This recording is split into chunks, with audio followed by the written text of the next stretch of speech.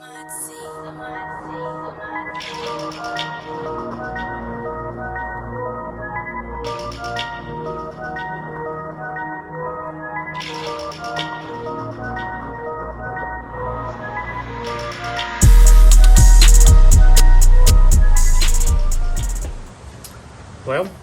welcome to No Winning, or welcome back. If you saw last week's video, you will probably see this box. Well, I'm finally gonna unbox it. I think I've had it since July. August, September, October, November, December. In like about 5 or 6 months, I'm finally ready to unbox it. It's my first time seeing it just with you. So now what I'm going to do is I'm gonna unbox it, I'm gonna lay it out on the table, and then we'll start installing piece by piece once you finally get to see what it is.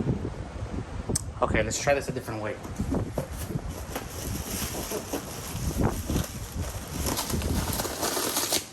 Okay, some trash.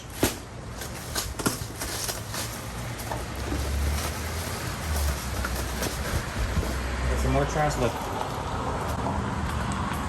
Guess what it is? Coupler. Small coupler. Some more couplers. More couplers. Elbow. Coupler. Elbow coupler. Intercooler piping, some more intercooler piping, some more intercooler piping, intercooler piping.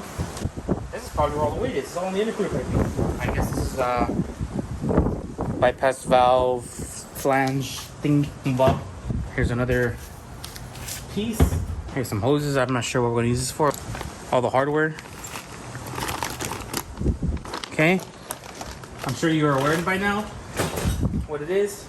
So the last piece is just the intercooler. So let me make some room on the table so I can carefully put it down. Wow, this thing is massive. Massive, massive, massive. Let me go pick up the trash that flew away. Well, there you have it. Massive intercooler. This is a 4-inch front mount ETS intercooler. Look, I'm gonna take off the tape just so you can see what it looks like. And then we're gonna have to start mocking up the car by taking off the bumper and getting that situated so we can get this on.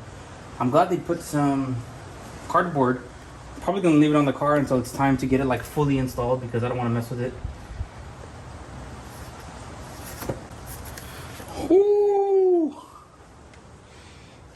Damn. Ooh, okay, I'm excited. Let me set up the car, set up the camera, and start getting the bumper off so we can start putting this on. Okay, first on the agenda. The first coupler. This one just goes over the throttle body, just like that. Now we have routed our speed density sensor here. Clip this off.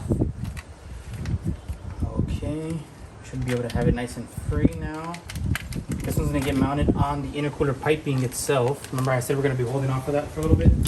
The other thing I've done off camera was I could put the one hose here with 2 hose clamps for the bypass valve. And I'll tighten them up once I can get them on there. Hose clamp here, whatever you want to call it. So we can get it in here. The speed density sensor is going to go right here.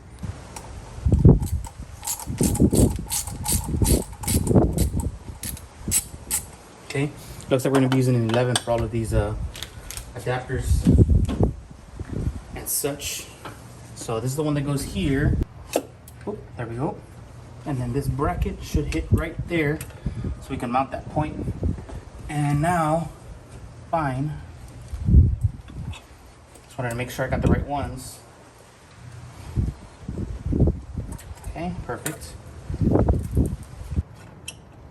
Okay. Now the only thing we have left on this side is to put on the bypass valve. All right, this is something I wasn't sure if I was gonna do after all or not, but here it is. Uh-oh. Whoa. Nice. So this is where we're gonna get on the car, and let me get this one situated so I can figure out how to put it over there. That was a straight up nightmare. The pipe that goes underneath the intake manifold was all crinkled and stuff. So now here's the part to determine whether this is gonna be all worth it. You know how much I hated putting on the top mount intercooler, so this will determine whether all of this is gonna be worth it or not for me. Okay, so far I just put on this one here. Be careful how you slide it in through here. I kind of scratched mine. Yeah, but put it through here, put the hose clamp here, the hose clamp here. The bolt that I had here for the intercooler bracket, the OEM one, it broke off or it sheared off. But It doesn't look like it's going anywhere, so I'm just gonna leave it like that. Okay, next we have this little, the shortest one here. That's gonna go to the top piece up there and then kind of stick over here by the battery. I'm just kind of lubing it up with some oil. Make life a little easier to get T-clamps on them.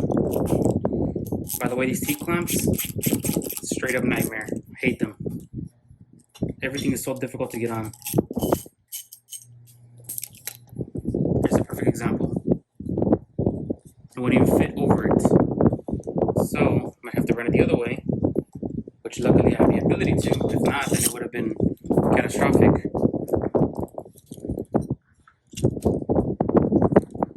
And once it's on, there we go. That's probably been the biggest success that I've had with one of these today.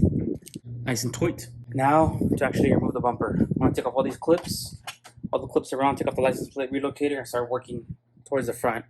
Let's see if we can get this thing done today. This is getting annoying. Alright, I finally got all the clips out. Oh. We have to take off this crash beam.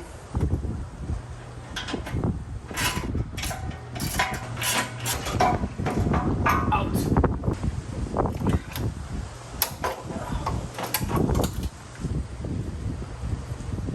Okay, now we're ready for the intercooler.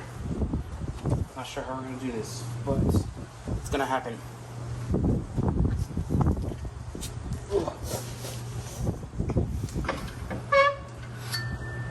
Wow. What we're gonna try to do is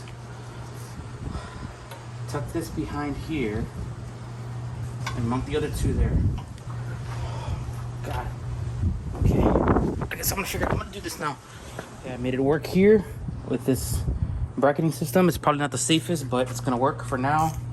I don't think they were meant to go together. So now I'm just putting on this side over here with one of our last pieces. This is the piece that's gonna look like this. One of the tricks that I found is if you put the hose clamp on first, you actually have more success getting it on the car. That's been the biggest struggle with these damn T-clamps. That, and I've actually been putting oil on the inside and the outside. So once I can get the T-clamp on there, I can actually slide it around because it doesn't let me maneuver that through anywhere else.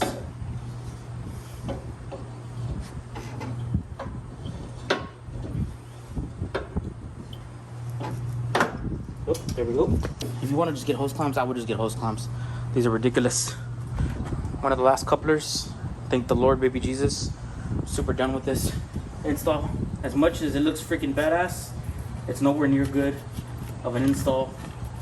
Especially with those T-clamps when they're barely big enough to fit over. So like I said, put it up on the outside, put it up on the inside, and it should make life a whole lot easier. How did I do this one? Like that first. And then we'll put this one on.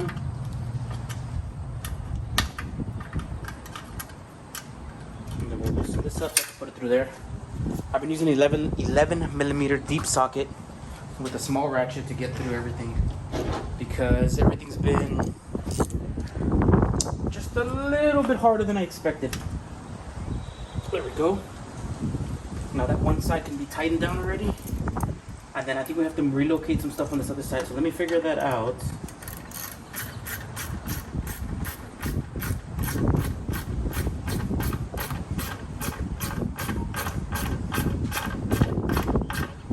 This is literally the last pipe. Oh, we are done. We are done. I'm so excited to finally be done. Alright, I didn't take any of this stuff off. Honestly, I just slid it through and scratched up the pipe a little bit, but I don't feel like going through all that mess of taking stuff off and putting stuff on. Okay, so this one came on pretty easily. Oh, it's a little oily because of all the hose clamp stuff, but once I get that one on, honestly, I don't know if it's an ETS is getting too many orders for these things, but man, this was a lot harder and a lot more of a pain in the ass than I expected. After these two clamps are done, we got one more clamp done here and we should be Gucci. Took all day long to do this.